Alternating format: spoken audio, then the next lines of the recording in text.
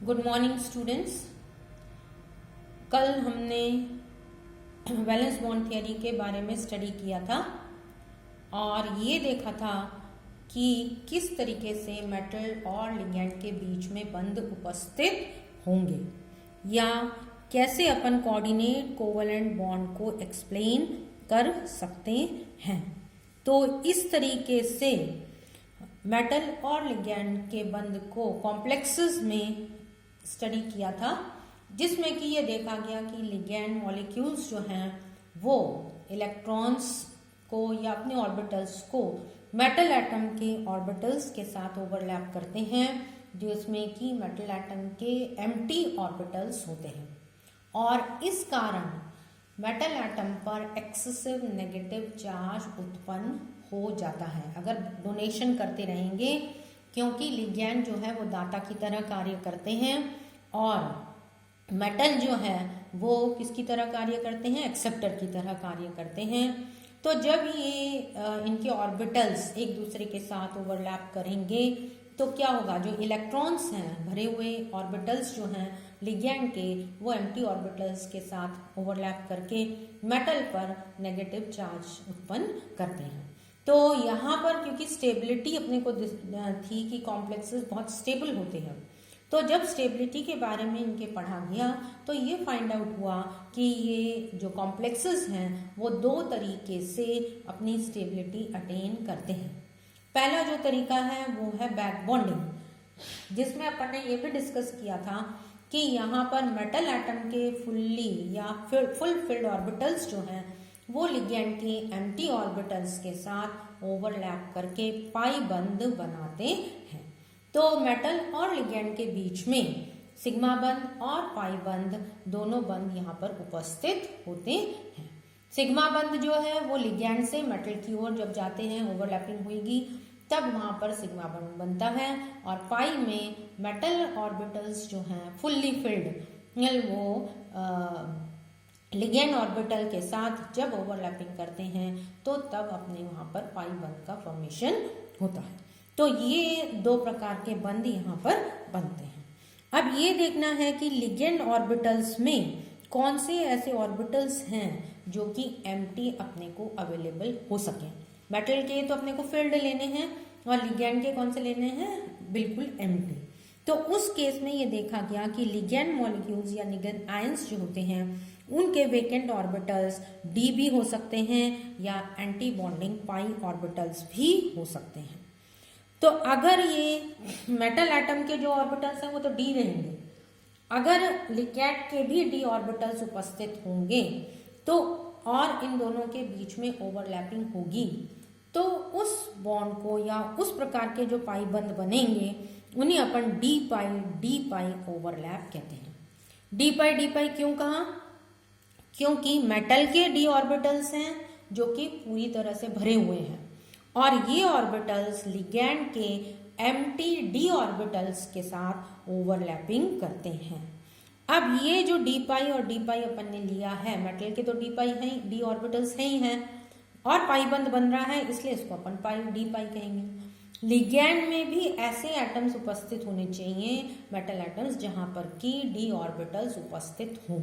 जैसे for example phosphorus, Pr3 में phosphorus, यहाँ फॉस्फोरस के पास अपने डी ऑर्बिटल्स उपस्थित होते हैं। ऐसे ही Sr2 में सल्फर, इसमें भी डी ऑर्बिटल्स उपस्थित होते हैं। क्लोराइड में डी ऑर्बिटल्स उपस्थित होते हैं। तो यहाँ पर जब मेटल एटम के D orbitals fully filled vacant orbitals of the ligand कौन से डी ऑर्बिटल्स के साथ यदि ओवरलैपिंग करते हैं तो बैक बॉन्डिंग जो है वो डी पाई कहलाती है। पाई इसलिए कहते हैं क्योंकि ये पाई बंध है, दोनों के डी ऑर्बिटल्स ओवरलैप हो रहे हैं, इसलिए इनको डी पाई कहा जाएगा। लेकिन कई बार क्या होता है कि लिगेंड्स में डी ऑर्बिटल्स जब उपस्थित नहीं हैं तो क्या हो, तब अपन एंटी बॉन्डिंग ऑर्बिटल्स में जो लिगेंड के एंटी बॉन्डिंग ऑर्बिटल्स हैं उनमें मेटल एटम की फुल्ली फिल्ड ऑर्बिटल्स ओवरलैप करते हैं और इस केस में भी पाई बॉन्ड का फॉर्मेशन होता है। तो उस केस में अपन इस प्रकार के जो पाई बंध बनते हैं उन्हें डी पाई डैश पाई बॉन्डिंग कहा जाता है, क्योंकि इनमें डी ऑर्बिटल्स उपस्थित नहीं होते। लिगैंड वाला जो एटम है उसमें डी ऑर्बिटल्स उपस्थित नहीं होते। तो ऐसी केसेस में अपने पास दूसरे प्रकार का जो है एंटी बॉन्डिंग पाई ऑर्बिटल्स या D pi Pie dot type of back bonding यहाँ पर पाई जाती है। तो ये एग्जाम्पल इन्होंने CO मॉलिक्यूल और मेटल एटम का दिया हुआ है। आप ये देखेंगे कि मेटल एटम के जो ऑर्बिटल्स भरे हुए हैं ये ब्लैक से हैं। कार्बन मोनोऑक्साइड CO जो है इसके ये ऑर्बिटल्स वेकेंट हैं पाई ऑर्बिटल्स के लिए और ये ऑर्बिटल भरा हुआ है। तो पहले जो सिग्मा बॉन्ड बनेगा वो लिगैंड के फुल्ली फिल्ड ऑर्बिटल्स मेटल के एम्प्टी ऑर्बिटल्स के साथ ओवरलैपिंग करके सिग्मा बॉन्ड का फॉर्मेशन करते हैं। पाई बंध जब बनेगा तो मेटल के फिल्ड ऑर्बिटल्स ये देखेंगे आप, ये लिगैंड के एम्प्टी ऑर्बिटल्स या पाई ऑर्बिटल्स एम्प्टी ऑर्बिटल्स के साथ ओवरलैपिंग कर रहे हैं और पाई बॉन्ड का फॉर्मेशन यहाँ पर होता है। तो ये तो एक तरीका है जिसमें कि डी पाई या डी पाई पाई डॉट प्रकार के बैक बॉन्डिंग यहाँ पर बन सकती है। लेकिन कई बार क्या होता है, जैसे वाटर या अमोनिया लिगैंड है तो वहां पर इस तरीके की बैक बॉन्डिंग पॉसिबल नहीं है। क्यों? क्योंकि इनमें ना तो डी ऑर्बिटल्स उपस्थित हैं और ना पाई ऑर्बिटल्स ऑक्सीजन या नाइट्रोजन पर उपस्थित होते हैं। तो इस प्रकार के जो लिगैंड्स हैं जब वो कॉम्प्लेक्स बनाते हैं तो उनमें कॉम्प्लेक्सेस की स्टेबिलिटी कैसे अपन एक्सप्लेन कर सकते हैं। तो सेकेंड रीजन जो है वो है इलेक्ट्रोन्यूट्रलिटी प्रिंसिपल। इलेक्ट्रोन्यूट्रलिटी प्रिंसिपल में क्या होता है कि ऐसे लिगैंड्स जिनमें कि इलेक्ट्रोनेगेटिव एटम उपस्थित है, जैसे कि नाइट्रोजन है, ऑक्सीजन है या फ्लोरीन है, ये इलेक्ट्रोनेगेटिव एटम्स प्रेजेंट है लिगैंड में, तो क्या होगा, मेटल और लिगैंड के बीच का जो बॉन्ड है वो थोड़ा सा पोलर हो जाएगा। पोलर का मतलब क्या होगा, जो इलेक्ट्रॉन्स जो कि सांजित हो रहे हैं या ऑर्बिटल्स जो कि मिक्स हो रहे थे, इसके ओवरलैप हो रहे थे, वो इलेक्ट्रॉन्स जो है वो किसकी तरफ ज्यादा आकर्षित रहेंगे, जिनकी इलेक्ट्रोनेगेटिविटी ज्यादा होती है। तो इससे भी क्या होगा, मेटल एटम पर जो चार्ज डेवलप हो रहा था, negative charge due to the donation of electrons या due to the overlap of filled orbitals of ligand with the metal empty orbitals, वो किसकी तरफ खिसक जाएगा, लिगैंड्स की तरफ खिसक जाएगा और मेटल पर से एक्सेसिव नेगेटिव चार्ज रीडिस्ट्रीब्यूट हो जाएगा। तो ये रीडिस्ट्रीब्यूशन होने के कारण इस प्रिंसिपल को अपन इलेक्ट्रोन्यूट्रलिटी कहते हैं और इस इलेक्ट्रोन्यूट्रलिटी के कारण भी जो कॉम्प्लेक्सेस हैं वो क्या हो जाते हैं, स्टेबल हो जाते हैं। लेकिन ये स्टेबिलिटी किस पर डिपेंड करेगी कि कितना इनका मतलब डिस्ट्रीब्यूशन होता है। जैसे फॉर एग्जांपल यहाँ पर दो एग्जांपल्स इन्होंने ले रखे हैं, BeH2O होल 4 2+ और BeH2O होल 6 2+। अब यहाँ पर अपने पास जो लिगैंड है दैट इज वाटर लिगैंड और ये 4 मॉलिक्यूल्स यहाँ पर प्रेजेंट हैं और यहाँ पर 6 मॉलिक्यूल्स जो कि अपने पास उपस्थित होते हैं।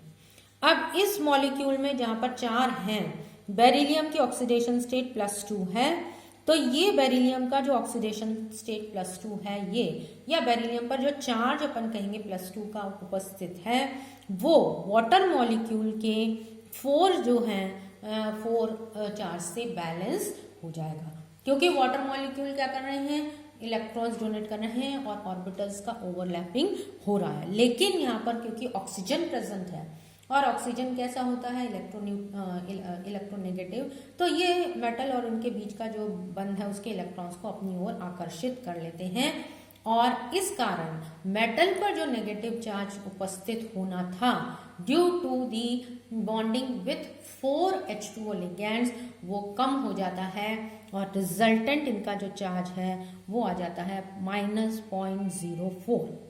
तो -0.04 हो जाने के कारण ये मॉलिक्यूल जो है वो स्टेबल बन जाता है, जबकि इसके उल्टा क्या होता है, BeH2O होल 6 2+ में चाहे कितने ही, यहाँ पर 6 लिगेंड्स हैं, लेकिन ये जो चार्ज जो बैलेंस होता है वो इतना चार्ज बैलेंस नहीं हो पाता, और रिजल्टेंट चार्ज जो बेरिलियम पर आता है दैट इज -1.12। तो इसलिए जो BeH2O होल 6 2+ है ये ज़्यादा स्टेबल नहीं है, जबकि BeH2O होल 4 2+ जो है वो स्टेबल होता है। और इसी तरीके के ये एग्जाम्पल विथ अमोनिया, ये अमोनिया है और वाटर है, AlH2O होल 6 3+ और AlNH3 होल 6 3+।